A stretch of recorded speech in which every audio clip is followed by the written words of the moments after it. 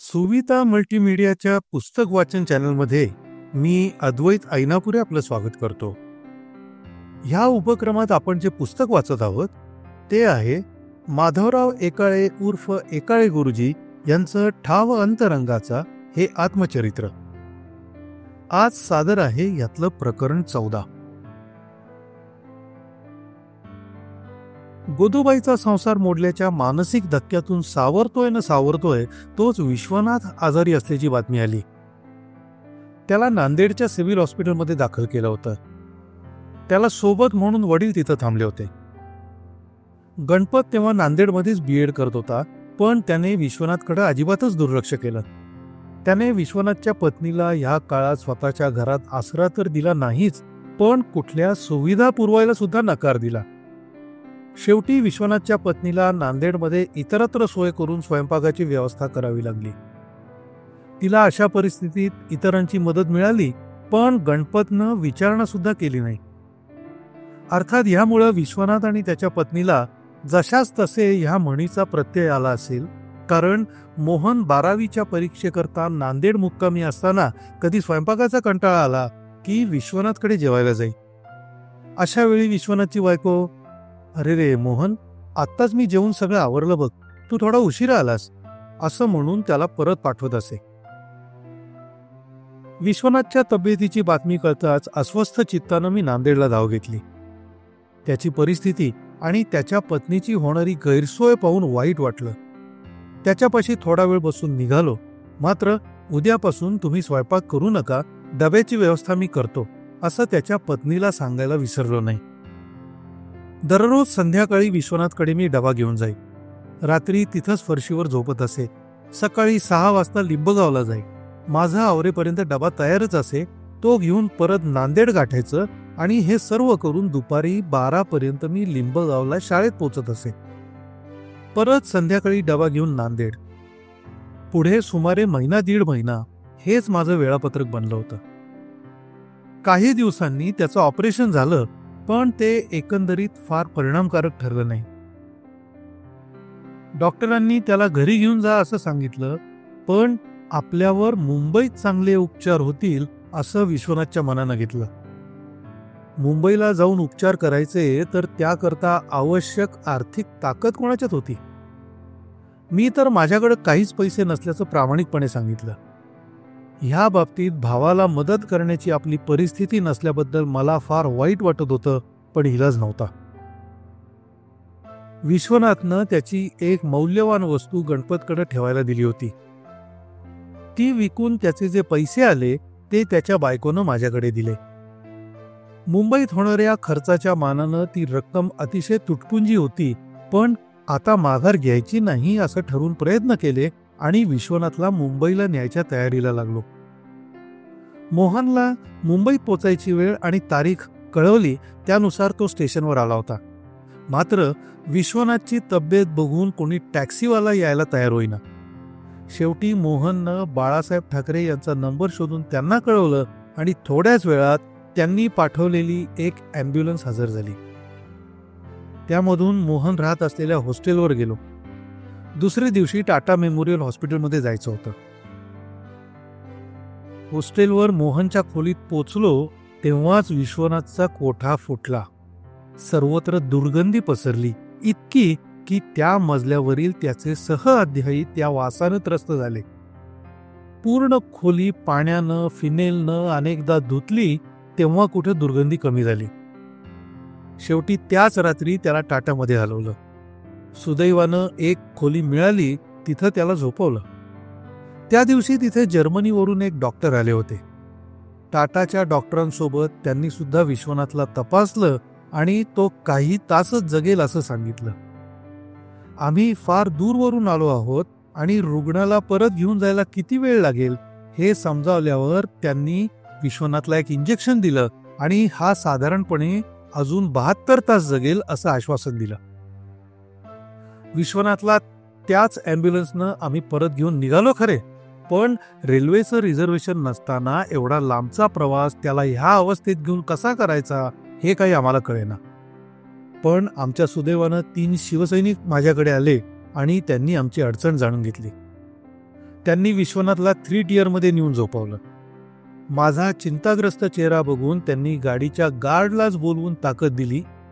हा पेशंट आमचा आहे, यांच्याकडे रिझर्वेशन नाहीये, पण पेशंट कॅन्सरच्या शेवटच्या अवस्थेत आहे. त्यांना हलवू नका आणि मनमाडला नांदेडच्या गाडीत बसवून द्या. त्यांना काही त्रास झाला तर आमच्याशी गाठ आहे. एवढं बोलून ते शिवसैनिक निघून गेले. गाडीच्या गार्डनं आम्हाला रात्री मनमाडला व्यवस्थित उतरवलं, स्ट्रेचर मागवलं आणि नांदेडच्या कनेक्टिंग गाडीत बसवून दिलं. सकाळी नांदेडला उतरलो, पण आता पुढे काय हा प्रश्न होताच.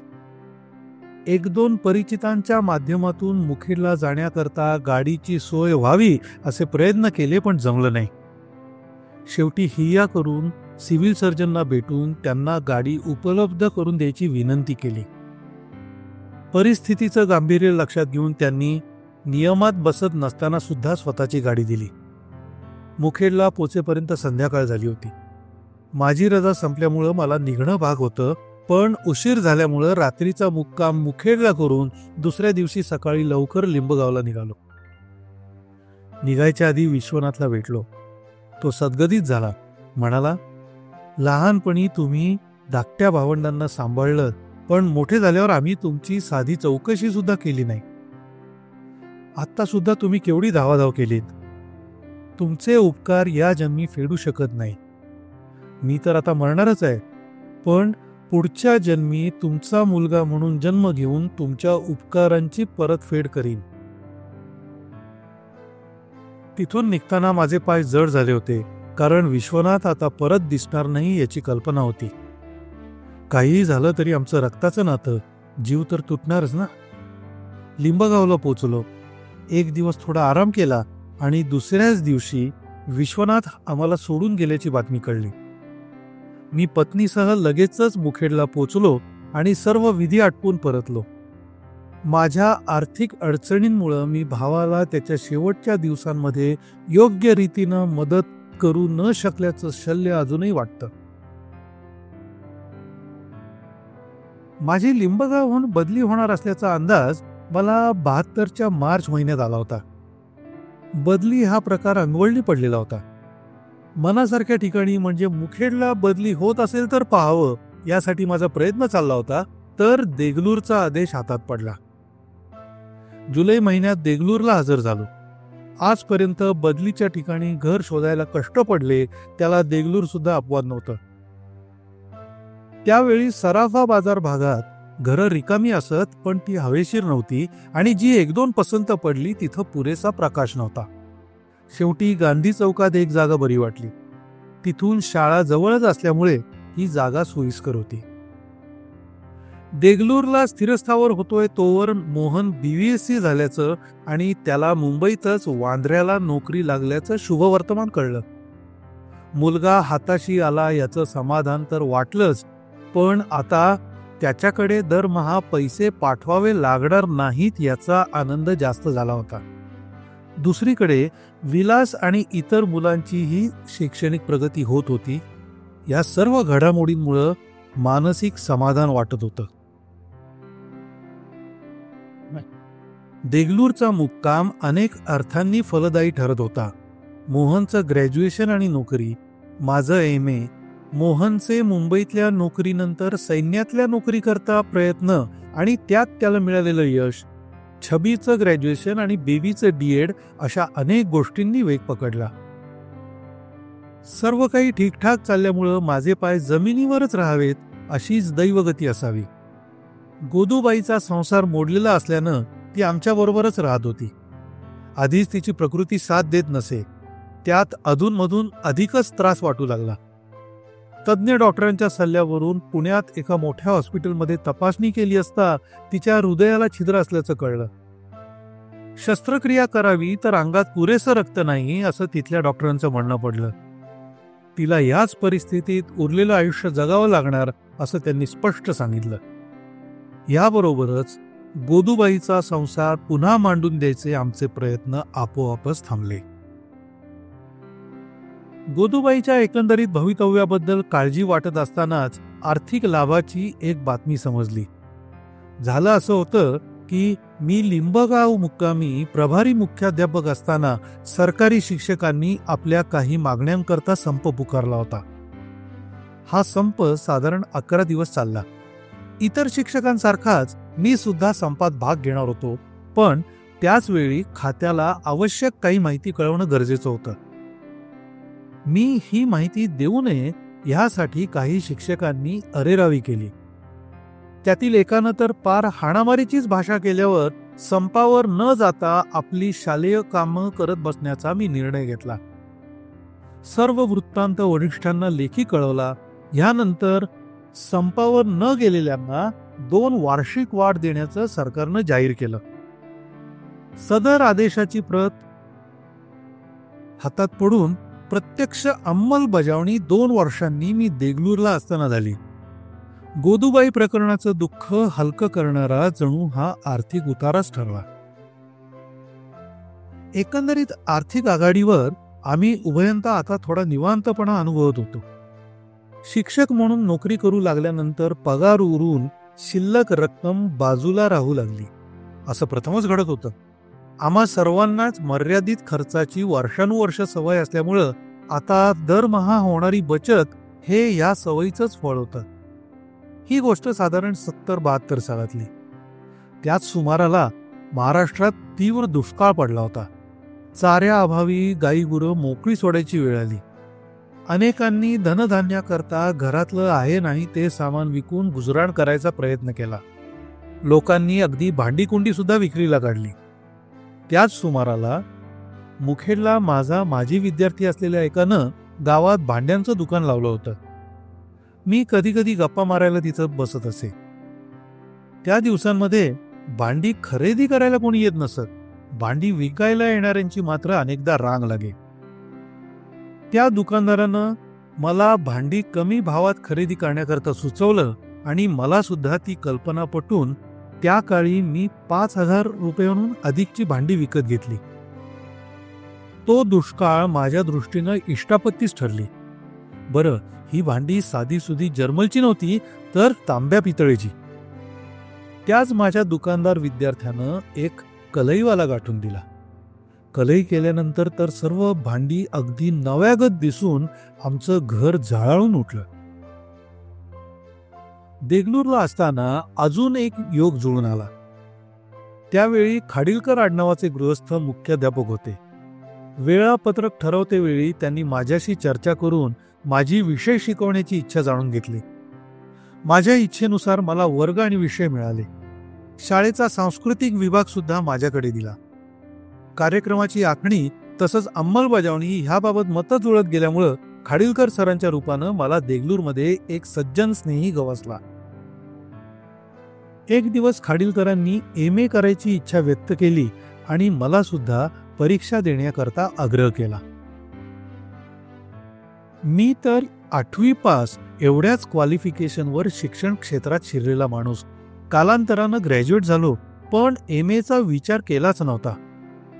BA BEd करत असताना माझी आर्थिक परिस्थिती हलाखीची होती, पण आता MAची परीक्षा मात्र मी आर्थिक बाबींची चिंता न करता देऊ शकणार होतो आणि तेवढ्याच कारणानं मी खाडीलकर सरांबरोबर फॉर्म भरला. प्रथम वर्षाची परीक्षा मी द्वितीय श्रेणीत उत्तीर्ण झाल्यानं माझा हुरूप वाढला. परीक्षेकरता मी संत तुकाराम महाराज आणि त्यांची गाथा असा विषय निवडला होता. अध्यात्माची आवड ह्यावेळी कामाला आली. अनेक अभंग मुखोद्गत झाले. दुसऱ्या वर्षाच्या परीक्षेकरता एवढी तयारी करून गेलो होतो की पूर्ण उत्तर लिहायला वेळच पुरला नाही. पहिल्याच प्रश्नाचं उत्तर लिहिताना अगणित पुरवणी उत्तरपत्रिका जोडल्याचं आठवतं. त्या प्रश्नाकरता निम्मा वेळ गेला. उरलेल्या वेळात उर्वरित प्रश्नांची उत्तरं लिहिणं मोठं कसरतीचं काम होतं. परिणामी वेळ अपुरा पडला. मात्र MA उत्तीर्ण झालो याचा आनंद जास्त होता. इयत्ता 8वी ते MA हा पल्ला गाठताना आयुष्यातले किती चढउतार पार करावे लागले याची गणतीच नाही. MAच्या तयारीच्या 2 वर्षांमध्ये अजून एक चांगली घटना घडली. देगलूरचे माझे येवते आडनावाचे स्नेही नेहमी मला देगलूरमध्ये स्थायिक व्हायचा आग्रह करत असत.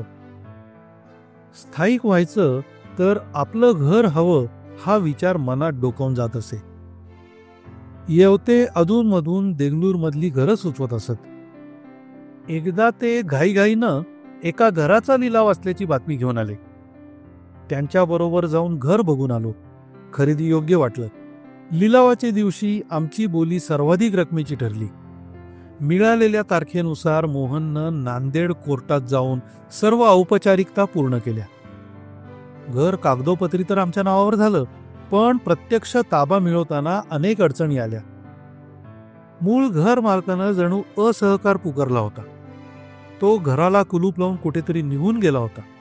त्याचा पत्ता शोधून काढून रीतसर ताब्याकरता राजी करायचे प्रयत्न केले, पण तो काही दाद लागू देईना. शेवटी जबरदस्तीनं कुलूप तोडून ताबा घेतला.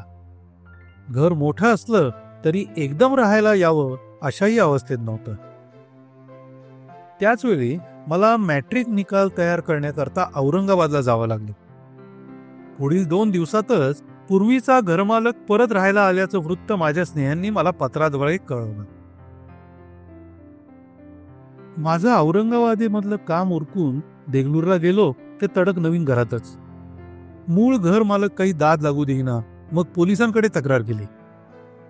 त्याचा उपयोग होऊन त्या माणसानं घर सोडलं, पण त्याआधी ते जेवढं घाण आणि राहायला अवघड करता येईल तेवढं करायचा त्याने प्रयत्न केला होता. घर पुन्हा राहण्यायोग्य अवस्थेत बनवण्यासाठी सुमारे 1 महिन्याचा कालावधी लागला.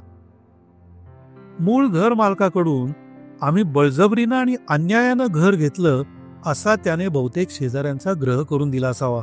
कारण गल्लीतली अनेक मंडळी सुरुवातीला माझ्यावर नाराज होती, पण हळूहळू त्यांना वस्तुस्थिती कळायला लागली आणि परिस्थिती सुधारली. याच सुमाराला मोहनचं लग्न जमल्यानं मी अजून एका जबाबदारीतून मोकळा झालो. कधी कधी मनाला चिंता करत बसण्याची सवय लागते. मोहनच्या लग्नानंतर माझी थोडीफार तशीच अवस्था झाली होती. खरं तर आर्थिक आघाडीवर थोडंफार समाधान अनुभवायला मिळत होतं, पण अशा वेळी त्यात आनंद न मानता काही गोष्टींबाबत मी विनाकारणच फार विचार करत असे. प्रभावतीचं लग्न हा आता मला नवीन विषय मिळालेलाच झाला होता. तसं पाहायला गेलं तर ती मॅट्रिक होऊन देगलूर मधल्याच D.Ed कॉलेजमध्ये तिला प्रवेश मिळाला होता. तिला त्या कोर्सची आवड निर्माण होऊन ती अभ्यासाला लागली होती. तेवढ्यात ते कॉलेज धर्माबादला स्थलांतरित झालं. मग काही काळ तिला नव्या गावात एकटं कसं ठेवणार याबद्दल चिंता वाटून गेली. पण सर्व काही व्यवस्थित जमून गेलं आणि 80 साली तिचं D.Ed पूर्ण झालं. त्याच वर्षी सुहासला नांदेडच्या ITI मध्ये प्रवेश मिळाला. प्रतिभा आणि विलासचं शिक्षण सुद्धा पूर्ण होत आलं होतं. संसाराची एकंदर परिस्थिती समाधानकारक वाटू लागल्यावर पत्नीबरोबर बोलून घरी घेत असलेल्या शिकवण्या बंद करायचं ठरवलं. यामुळे वाचलेला वेळ वाचनात, अध्यात्मात गुंतवू लागलो. सर्व अवघड जबाबदाऱ्या संपत आलेल्या होत्या आणि याच सुमारास म्हणजे 80च्या अखेरीस मला शिक्षणाधिकारी म्हणून काम करणार का अशी विचारणा झाली. आत्ता कुठं आर्थिक विवंचना नसलेला संसार सुरू होत होता आणि अशा वेळी संसार सुख घ्यायचं सोडून कामाकरता गावोगाव फिरत बसण्याची कल्पना काही मला पटेना. म्हणून पत्रव्यवहार करायच्या ऐवजी मी थेट शिक्षणाधिकाऱ्यांना नकार कळवण्यासाठी जाऊन भेटलो. पण त्यांनी मला विविध पद्धतीनं समजावलं. आमच्या मुख्याध्यापकांनी सुद्धा मी हो म्हणावं असं सुचवलं आणि अखेरीस डिसेंबर 80 मध्ये मी मुक्रमाबाद तालुका मुखेड इथं नवी जबाबदारी पार पाडण्याकरता उपस्थित झालो. अपेक्षेप्रमाणे नवं काम फिरतीचं होतं. जे करायचं ते झटून करायचं हे तत्व शिक्षकी पेशात आल्यापासून बाळगल्यानं हे काम सुद्धा त्याच पद्धतीनं करायला सुरुवात केली. शनिवार रविवार वगळता बाकीचे सर्व दिवस मी फिरतीवरच असे. तालुक्यामधल्या शाळांनाच भेटी द्यायच्या असल्यामुळं सहसा कुठे मुक्काम करायची वेळ आली नाही. रात्री उशिरा का होईना देगलूर मुक्कामी पोचण्याचा माझा शिरस्ता होता. कामाची पद्धतच अशी ठरवली होती की सोमवार ते शुक्रवार वेळापत्रक आधी आखलेलं असे, त्यामुळे खूप फिरावं लागलं तरी त्याची दगदग फारशी वाटेनाशी झाली होती. मुक्रमाबादला माझा धाकटा भाऊ गणपत हा राहत होता, पण त्याच्याकडे न जाता मी दररोज देगलूर मुक्कामी परतायचा शिरस्ता ठेवल्यामुळं सुरुवातीला परिचितांमध्ये आणि नातलगांमध्ये चर्चा झाली, पण गणपतचा विचित्र स्वभाव मी अनुभवलेला असल्यामुळं अशा चर्चांकडे मी दुर्लक्ष करत असे. सर्व काही स्थिरस्थावर झाल्यानंतर प्रभावतीच्या लग्नाचा विचार जोर पकडू लागला. ती डीएड होऊन तिला बिलोली तालुक्यात आदमपूर गावी शिक्षिकेची नोकरी मिळाली. मी फिरतीच्या गावांमध्ये स्थळ कळल्यास शाळेचं काम झाल्यावर फावल्या वेळात किंवा सुट्टीच्या दिवशी तिथं जाऊन येत असे, पण कुठे योगच जुळून येत नव्हता. आर्थिक स्थैर्याचा आनंद न घेता मुलीच्या लग्नाचा सतत विचार करू लागलो. एके दिवशी एका परिचितांमार्फत औराळ गावच्या एका स्थळाची माहिती कळली. मुलगा ग्रॅज्युएट नाही आणि त्याला नोकरी नाही, पण घरची 100 एकर शेती आणि मुलाला 4 भाऊ. काय करावं ह्याबाबत निर्णय होत नव्हता. शेवटी ज्यांनी स्थळ आणलं त्यांनी सुचवल्याप्रमाणे आधी मुलाचं घर बघायचं ठरलं. दुसरे दिवशीच तिथं जाऊन पोचलो. सुदैवानं मुलगा आणि त्याचे वडील हे दोघंही भेटले. मुलगा बरा वाटला, पण तिथून परतल्यानंतर सुद्धा काय करावं हे मला कळत नव्हतं. पत्नीशी चर्चा केली. शेवटी मुलगी पाहून घ्या, मग पुढे विचार करू, असं 15 दिवसांनी कळवलं. मधल्या काळात मुलाबद्दल आणि त्याच्या कुटुंबाबद्दल चौकशी केली असता प्रतिकूल मत तर कोणीच दिलं नाही. मुलगी नाही तर मुलगाच नोकरी करत आहे, प्रसंगी शेती आहे, मुलीला त्रास होणार नाही असा विचार करून मी निश्चिंत झालो. 2 दिवसांनी आपण येत असल्याचा मुलाकडच्यांचा निरोप आला. ती मंडळी आल्यानंतर चर्चा झाली आणि लग्न तिथी सुद्धा ठरली. जे काही करायचं होतं ते रीतीनुसार योग्य प्रमाणात करण्याबद्दल एकमत झालं. लग्न औराळ गावी करायचं ठरलं. पाहुणे मंडळी आपल्या गावी परतली आणि इथं आमची लगीनगाई सुरू झाली. आवश्यक सामानाची यादी करून त्यानुसार खरेदी होऊ लागली. सामान सुमान तयार होऊ लागलं. अगदी औराळला जाऊन येण्याकरता ट्रक सुद्धा ठरवला. प्रभावतीच्या लग्नाबद्दल जेव्हा जवळच्या नातेवाईकांना कळवलं तेव्हा प्रत्येकाचा एकच प्रश्न, हे औराळ गाव कुठे आहे? मग माझ्या लक्षात आलं, हे गाव तर नांदेड जिल्ह्याच्या नकाशात सुद्धा दिसत नाही. मग तिकडे बऱ्याच सुविधा नसल्याचं सुद्धा कळलं. पण आमच्या दृष्टीनं मुलगा आणि त्याचं कुटुंब बरं होतं, तसंच आमच्या मुलीवर आमचा विश्वास होता. जिथं राहील तिथं आनंदाने दिवस काढेल, कुटुंबालाही आनंद देईल. परमेश्वरानं तिच्या पदरात तिची जन्माची भाकरी देऊन पाठवलाय. प्रभावतीचं लग्न झालं आणि एक काळजी मिटली. एके दिवशी सहज कुशालरावांशी म्हणजे तिच्या यजमानांशी बोलताना त्यांनी नोकरी करण्यासंदर्भात बोलणं झालं. त्यांनी हुरूप येऊन जनरल इन्शुरन्स कंपनीच्या नोकरीकरता अभ्यास सुरू केला. परीक्षेत यश मिळालं. काही महिन्यातच जागा निघून तोंडी मुलाखतीकरता बोलावणं आलं. त्यात ते यशस्वी झाले. त्यांना देगलूरची पोस्टिंग देण्यात आली. त्यांचं कामही चांगल्या तऱ्हेनं सुरू झालं. मग त्यांनी नांदेड पोस्टिंग करता प्रयत्न केला. तो यशस्वी झाला. त्यांच्या त्या बदलीमुळं प्रभावतीची सुद्धा नांदेडला बदली होणार होती, पण काही कारणानं ती संधी हुकून जवळच्या गावात तिची बदली झाली. अशा प्रकारे तिचा संसार मार्गी लागला. आता प्रश्न प्रतिभाच्या लग्नाचा होता. प्रश्न एवढ्या करताच की तिचं शिक्षण MA BEd एवढं झालेलं. त्या काळात एवढ्या शिकलेल्या मुलीला स्थळ चालून येणं जरा अवघडच. आम्हाला तिच्या शिक्षणाचा अभिमान होता. ती BEd प्रथम श्रेणीत उत्तीर्ण झाली होती. मोहन आणि विलासनं त्यांच्याकडून प्रयत्न चालू केले होते. त्यांच्या प्रयत्नांना यश येऊन प्रतिभाची तिच्या तोलामोलाच्या प्राध्यापकाशी सोयरीक जुळली. विलासचे सुरेश, सुहास, नरसिंग, अशोक, माधव असे शाळकरी मित्र, तसेच सुहासचा मित्र सुद्धा अगदी जबाबदारीनं झटले. या सर्वांनी खऱ्या अर्थानं मैत्री निभावल्याचं कौतुक सर्वांनाच वाटत राहिलं. मोहन आणि विलासच्या ह्या कामगिरीमुळं प्रतिभाच्या लग्नानंतर मला प्रापंचिक जबाबदाऱ्यांमधून मोकळं झाल्यासारखं वाटू लागलं. पुढे योग्य वेळी नोकरीतून निवृत्त झालो आणि आजवरच्या धकाधकीच्या जीवनातून मुक्त होऊन पुण्यात स्थायिक झालो. यथावकाश विलास आणि सुहास या दोघांना सुयोग्य स्थळ सांगून येऊन ते सुद्धा संसारात स्थिरावले.